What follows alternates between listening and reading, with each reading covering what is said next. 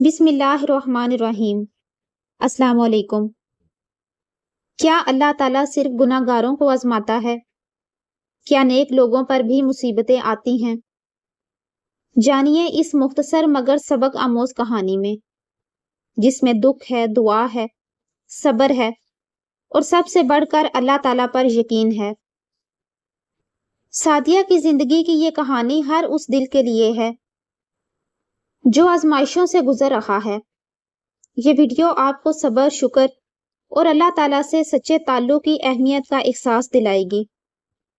حدیث میں آتا ہے، جس کا خلاصہ ہے، سب سے سخت آزمائش انبیاء پر آتی ہے، پھر ان پر جو ان کے بعد درجہ رکھتے ہیں۔ اگر آپ کو یہ ویڈیو پسند آئے تو لائک، شیئر اور سبسکرائب ضرور کریں اور بیل آئیکن دبانا نہ بھولیں تاکہ نئی ویڈیوز آپ تک فوری پہنچیں۔ اپنی رائے یا دعاؤں کا اظہار کمنٹس میں ضرور کریں۔ اللہ تعالیٰ کن لوگوں کو آزماتا ہے؟ اللہ تعالیٰ مختلف طریقوں سے لوگوں کو آزماتا ہے۔ یہ آزمائش کئی نعمتوں کے ذریعے ہوتی ہے، کبھی مشکلات، بیماری، غربت یا مصیبتوں کے ذریعے۔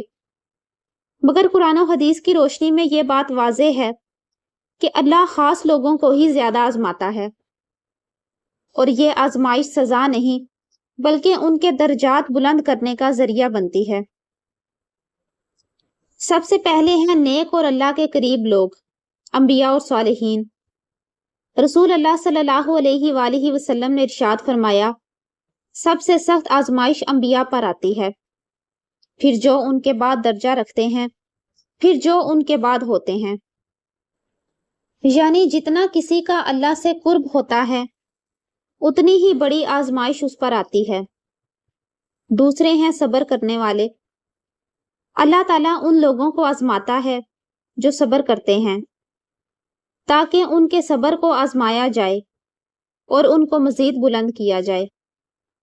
قرآن کریم میں ارشاد ہے، جس کا ترجمہ ہے، اور ہم ضرور تمہیں آزمائیں گے، کچھ خوف، بھوک، مال، جانوں اور پھلوں کے نقصان سے، اور صبر کرنے والوں کو خوشخبری دے دو۔ تیسرے ہیں مومن، یعنی ایمان والے۔ اللہ تعالیٰ ایمان والے لوگوں کو آزماتا ہے تاکہ ان کے ایمان کو پرکھا جائے اور ان کا تزکیہ کیا جائے۔ قرآن کریم میں ارشاد ہے، جس کا ترجمہ ہے، کیا لوگوں نے گمان کر لیا کہ وہ یہ کہہ دیں گے کہ ہم ایمان لائے اور انہیں آزمایا نہیں جائے گا؟ چوتھے ہیں گناہ گار لوگ، کبھی کبھار سزا کے طور پر، کبھی اللہ تعالیٰ آزمائش کسی کے گناہوں کی وجہ سے بھی دیتا ہے تاکہ وہ توبہ کرے اور اللہ کی طرف رجوع کرے۔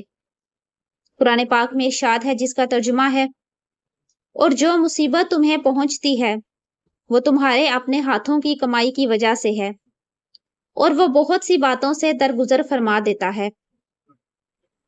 اللہ تعالیٰ کی آزمائش کبھی محبت کی علامت ہوتی ہے، کبھی ایمان کا امتحان اور کبھی توبہ کا دروازہ۔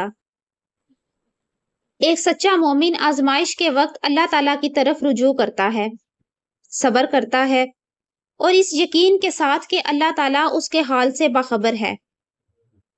ایک چھوٹے سے گاؤں میں سعدیہ نامی ایک نیک، عبادت گزار عورت رہتی تھی۔ اس کی زندگی سادگی، قناعت اور شکر سے بھری ہوئی تھی۔ گاؤں میں سب اسے عزت سے دیکھتے تھے، کیونکہ وہ ہمیشہ لوگوں کی مدد کرتی، کسی سے برا نہ کہتی اور ہر حال میں الحمدللہ کہتی۔ ایک دن اچانک اس کا شوہر ایک حادثے میں وفات پا گیا۔ پھر کچھ ہی مہینوں میں سعدیہ کی اکلوتی بیٹی مریم کو بھی سخت بیماری لاحق ہو گئی۔ ڈاکٹرز نے جواب دے دیا۔ لوگ کہنے لگے، سعدیہ تو بہت نیک تھی، پھر تیرے ساتھ یہ سب کیوں ہو رہا ہے؟ سعدیہ مسکرا کر صرف اتنا کہتی، اللہ اپنے بندوں کو آزماتا ہے، اور میں جانتی ہوں کہ میرا رب میرے ساتھ ہے۔ راتوں کو وہ روتی، سجدے میں گھنٹوں گزار دیتی، مگر زبان پر کبھی شکوہ نہ آیا۔ وہ کہتی، اگر اللہ نے لے لیا ہے تو دینے والا بھی وہی ہے، میرا کام صبر کرنا ہے۔ کچھ مہینے گزرے، مریم کی حالت بہتر ہونے لگی۔ جس بچی کے بچنے کی کوئی امید نہ تھی، وہ تندرست ہو گئی۔ ڈاکٹروں نے حیرت سے کہا یہ معجزہ ہے۔ تب سعدیہ نے کہا یہ معجزہ نہیں، یہ صبر کا صلہ ہے۔ اللہ اپنے بندوں کو آزماتا ضرور ہے مگر کبھی بے سہارا نہیں چھوڑتا۔ اللہ تعالیٰ آزماتا ہے انہیں جن سے وہ محبت کرتا ہے۔ آزمائشیں ہمارے لیے سزا نہیں، ہمارے ایمان، صبر اور تعلق الہی کا امتحان ہوتی ہیں۔ جو صبر کرتے ہیں وہی اللہ تعالیٰ کے قریب ہو جاتے ہیں۔